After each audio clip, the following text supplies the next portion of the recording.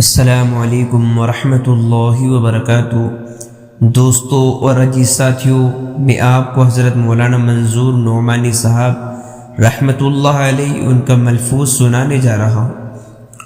انہوں نے لکھا ہے کہ دعوت کے کام کرنے والے ساتھیوں کے لیے جتنے بھی دعوت و تبلیغ کا کام کر رہے ہیں، ان کے گمراہ ہونے کا یہ سبب ہے کہ وہ مرکز نظام الدین سے اپنا تعلق ختم کر دے۔ جن ساتھیوں نے دعوت کا کام کرنے والے ساتھیوں نے اپنا تعلق مرکز نظام الدین سے چھوڑا ہے تو ان کے گمراہ ہونے میں کوئی شک اور شبہ نہیں۔ حضرت مولانا منظور نعمانی صاحب رحمۃ اللہ علیہ یہ ان کے ملفوظ میں ہے، کوئی اپنی طرف سے نہیں بتا رہا۔ اگر آپ کو پڑھنا ہے تو آپ ان کی کتاب پڑھ سکتے ہیں۔ اور یہ حقیقت ہے کہ مولانا یوسف صاحب رحمۃ اللہ علیہ کے دور میں جو ساتھی تھے، مولانا یوسف صاحب رحمۃ اللہ علیہ کے انتقال کے بعد جب حضرت مولانا انعام صاحب رحمۃ اللہ علیہ کو امیر بنا دیا گیا تو کچھ لوگ مرکز سے باہر چلے گئے تھے۔ ایک بولنے والے کے بعد ایک گونگے کو امیر بنا دیا گیا تو مرکز نظام الدین سے تعلق ختم کر دیا، تو اس کا نتیجہ یہ ہوا کہ اللہ تعالیٰ نے انہیں کام سے ہی ہٹا دیا۔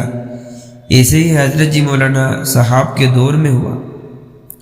جو لوگ مرکز نظام الدین سے کٹ گئے، مرکز نظام الدین سے انہوں نے اپنا بالکل تعلق ختم کر لیا اور طرح طرح کی باتیں بنانے لگے۔ مرکز کے بارے میں، مرکز کے ذمہ داروں کے بارے میں کہ ایک ہی مرکز قیامت تک رہے گا، کیا اس طرح کی باتیں پھیلانے لگے۔ تو حضرت مولانا نعمان منظوری صاحب رحمۃ اللہ علیہ نے لکھا ہے کہ ان کے گمراہ ہونے کا کوئی شک اور شبہ نہیں کہ اگر دعوت و تبلیغ کا کام کرنے والے ساتھی اپنا تعلق مرکز نظام الدین سے ہٹا لے، یہ بڑی گہری بات ہے، بڑی سوچنے والی بات ہے۔ دوستو، عزیز ساتھیوں، اس لیے دعا کرے کہ اللہ تعالیٰ ہمارا قیامت تک، مرتے دم تک، جب تک کہ جسم میں سانس ہے، ہمارا تعلق مرکز نظام الدین سے جڑا رہے، ہمارا تعلق ہمارے دین و اسلام پر رہے، کیونکہ دوستو مرکز نظام الدین قیامت تک اللہ نے قبول کر لیا۔ اس کرسی پر کوئی غلط آدمی بیٹھ ہی نہیں سکتا۔ سمندر کی مثال ہے کہ سمندر کے اندر جو مچھلیاں گڑبڑی کرتی ہے، مر جاتی ہے، اللہ تعالیٰ نے باہر نکال کر پھینک دیتا ہے۔ تو مرکز نظام الدین ایک سمندر ہے، وہاں کوئی گڑبڑ آدمی اور گڑبڑی نہیں کر سکتا، کہ مرکز نظام الدین بہت بڑا مرکز ہے۔ اس مرکز سے ساری دور کی دور جماعتیں اکٹھا ہوتی ہے، یہیں سے ہر فیصلے طے ہوتے ہیں۔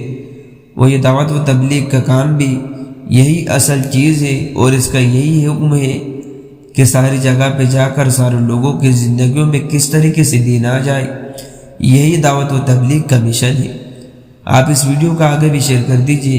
ملتے ہیں نیکسٹ ویڈیو میں۔ السلام علیکم۔